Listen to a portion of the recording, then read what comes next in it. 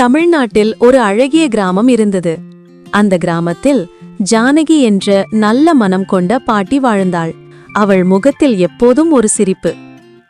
அவள் காலை எழுந்ததும் முதலில் வணக்கம் சொல்வது மண்ணுக்கும் மரங்களுக்கும் பறவைகளுக்கும் தான்.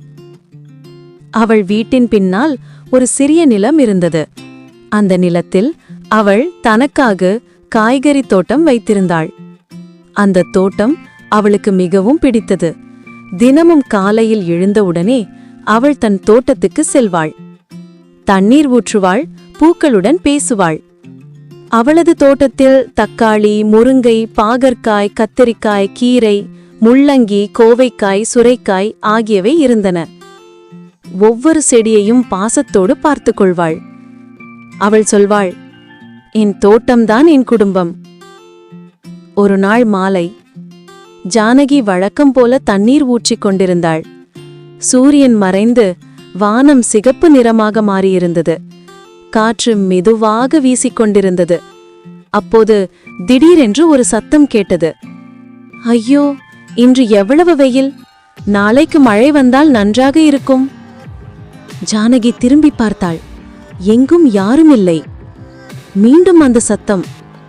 பாட்டி, கொஞ்சம் தண்ணீர் இன்னும் ஊற்று, நாங்கள் எல்லாம் காய்ந்து போயிட்டோம். பாட்டி பயந்து போனாள். யார் அது என்று கேட்டாள். அப்போ அந்த தக்காளி செடி மெதுவாக அசைந்து ஒரு சிறிய குரலில் சொன்னது, நாங்க தான் பாட்டி, நாங்க காய்கறிகள். நீ எங்களை தினமும் அன்போடு வளர்க்கிறீங்க, நாங்க பேச ஆரம்பிச்சோம். ஜானகி ஆச்சரியப்பட்டாள். ஆனால் அவள் பயப்படவில்லை. அவள் சிரித்தபடி சொன்னாள், அடடா, என் தோட்டம் பேச ஆரம்பிச்சதா? எவ்வளவு மகிழ்ச்சி! அவள் ஒவ்வொரு செடியையும் பார்த்து, சரி சரி, நீங்க எல்லாம் பேசுங்க, உங்க கஷ்டம் எல்லாம் சொல்லுங்க என்றாள். முதலில் தக்காளி பேச ஆரம்பித்தது. பாட்டி, நாங்க தினமும் சூரியனின் வெயிலையும் மண்ணின் ஈரத்தையும் எடுத்து பெரியவங்களாகிறோம். ஆனா சில குழந்தைகள் என்னை சாப்பிட விரும்ப மாட்டாங்க. ஐயோ, தக்காளி புளிப்பாக இருக்கு என்று சொல்லி தள்ளி விடுவாங்க. எவ்வளவு வருத்தமா இருக்கும் தெரியுமா? அதை கேட்ட பாகற்காய் சொன்னது, அது நம்ம நிலை பாட்டி. எனக்கெல்லாம் இன்னும் கஷ்டம். எல்லாரும் என்னை பார்த்தாலே ஐயோ பாகற்காய் கசப்பு என்று முகம் சுழிப்பாங்க. ஆனா நான் தான் உடம்பை சுத்தம் செய்யும் வேலை செய்றேன். அதை கேட்ட முருங்கை சிரித்தது. நீயும் கவலைப்படாதே பாகற்காயே, நம்ம பணியை நம்ம தெரிஞ்சுக்கிட்டா போதும். பாட்டி எவ்வளவு அன்போட நம்மை சமைக்கிறாங்க பாரு. பாட்டி சிரித்தாள். அப்போ நீங்க எல்லாம் கஷ்டப்பட்டு வளர்றீங்களா? நான் இன்னும் அன்போட கவனிக்கணும். அப்போது கீரை மெதுவாக சொன்னது, பாட்டி, நம்ம காய்கறிகள் எல்லாரும் பயனுள்ளவர்கள். ஆனா பலர் நம்மை மதிக்க மாட்டாங்க. நம்மை சாப்பிடாம ஜங்க் ஃபுட் சாப்பிடுறாங்க. அதனால் உடம்பு பலம் குறையும், நோய் வரும். அதை கேட்ட கத்திரிக்காய் தலை அசைத்தது. அது சரிதான். பள்ளிக்கூடத்துல குழந்தைகள் நம்மை பற்றி கற்பிக்கணும். அப்போதான் அவர்கள் காய்கறி சாப்பிடுவாங்க. பாட்டி சொன்னாள், நீங்கள் எல்லாம் எவ்வளவு நல்லவங்க. நாளைக்கு கிராம குழந்தைகள் எல்லாம் வந்தா இந்த கதை சொல்லணும். அடுத்த நாள் காலை ஜானகி தோட்டத்தின் அருகே ஒரு பெரிய நிழல் மரத்தடியில் அமர்ந்து கொண்டிருந்தாள். அருகில் சில சிறுவர்கள் வந்தனர். அவர்கள் பள்ளிக்கூடம் முடிந்து வீடு திரும்பிக் கொண்டிருந்தனர். பாட்டி, உங்க தோட்டம் பார்க்கணும்னு ஆசை என்று ஒரு சிறுவன் சொன்னான். வாங்க பிள்ளைகளே, இது என் தோட்டம். இங்கு தக்காளி, கீரை, முருங்கை எல்லாம் என் குடும்பம்தான் என்றாள் பாட்டி பெருமையுடன். சிறுவர்கள் ஆச்சரியமடைந்தனர். அடப்பாட்டி, எவ்வளவு அழகா இருக்கே! அப்போது காய்கறிகள் மெதுவாக சிரித்தன. பாட்டிக்கு மட்டும் அவற்றின் சத்தம் கேட்டது. பாட்டி அந்த குழந்தைகளிடம் சொன்னாள், நீங்க தெரிஞ்சுக்கணும் பிள்ளைகளே, இங்குள்ள ஒவ்வொரு காய்கறியும் நம்ம உடம்புக்கு நண்பன் மாதிரி. அவங்க சாப்பிடும்போது நம்ம உடல் பலம் பெறும். தக்காளி நம்ம முகம் சிவப்பா வைக்குது. கீரை நம்ம கண்கள், எலும்பு எல்லாம் பலப்படுத்துது. பாகற்காய் நம்ம ரத்தத்தை குளிர வைக்குது. முருங்கை நம்ம உடம்புக்கு வலிமை தருது. சுகமாக வாழலாம். உடலுக்கு தேவையான ஊக்கச்சத்துக்கள் கிடைக்கும். நோய் எதிர்ப்பு சக்தி அதிகரிக்கும். செரிமானம் நன்றாக இருக்கும். உடல் எடை கட்டுப்பாட்டில் இருக்கும். இரத்த அழுத்தம், சர்க்கரை, இதய நோய் கட்டுப்பாடு, சருமம் மற்றும் முடி ஆரோக்கியம், மன அமைதி மற்றும் புத்துணர்ச்சி.